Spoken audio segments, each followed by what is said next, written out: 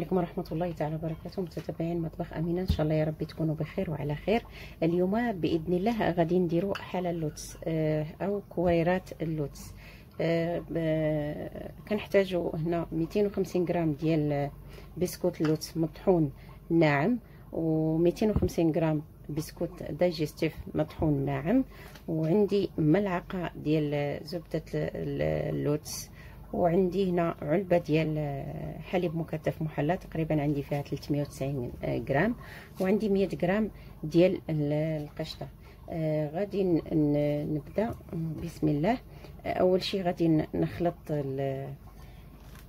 البسكوت مع بعض، وغادي نضيف له ديك الملعقه ديال زبده اللوتس، وغادي نزيد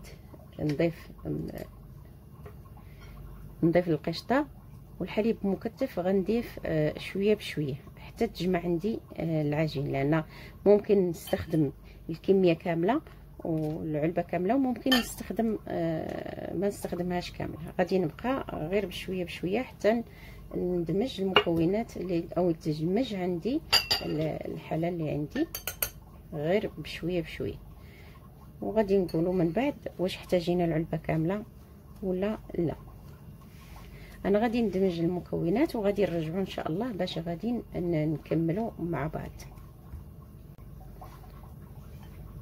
دابا كنضيف الحليب المكثف، وغادي نبدا نمزج غير بشويه بشويه حتى يتمزج عندي الخليط. غادي نحيد هادي انا الصراحه ما مسلكاش. غادي نكمل، انا كنضيف الحليب المكثف غير بشويه بشويه حتى يتجمع عندي الخليط.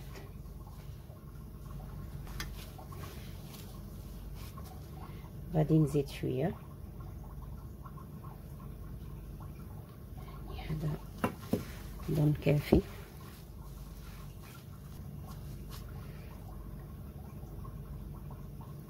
غادي نضيف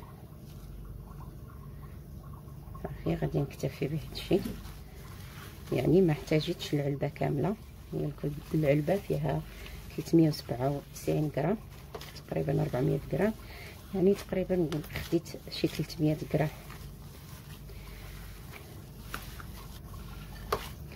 صافي هو دابا تجمع عندي، هو جمع. يعني دائما استخدموا اليد باش تعرفوا تمزجوه، لان بالملعقه صراحه ما غاديش تعرفوا تجمعوه. انا بالنسبه ليا يعني كانت اليد افضل. غادي نخليه هنا واحد تقريبا 5 ديال الدقائق، وعاد غادي نرجعوا باش غادي نكوروه نمرروه في البسكوت دايجستيف مطحون. عندي تقريبا هنا واحد 150 غرام مطحونه ناعمه. ودابا بعد ما خليتها ارتاحت غادي نبدا ناخذ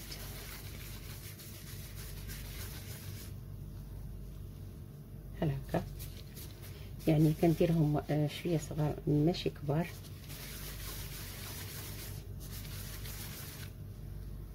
بهذا الحجم هذا كنمررهم بالبسكوت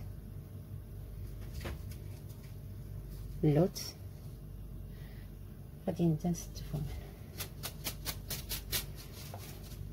انا غادي نكمل الكميه اللي عندي، وغادي نرجعوا باش غادي نشوفوا الشكل. وهذا هو الطبق النهائي ديالنا ديال الحلى اللوتس اللي درنا اليوم. هو هذا كيف كتشوفوا.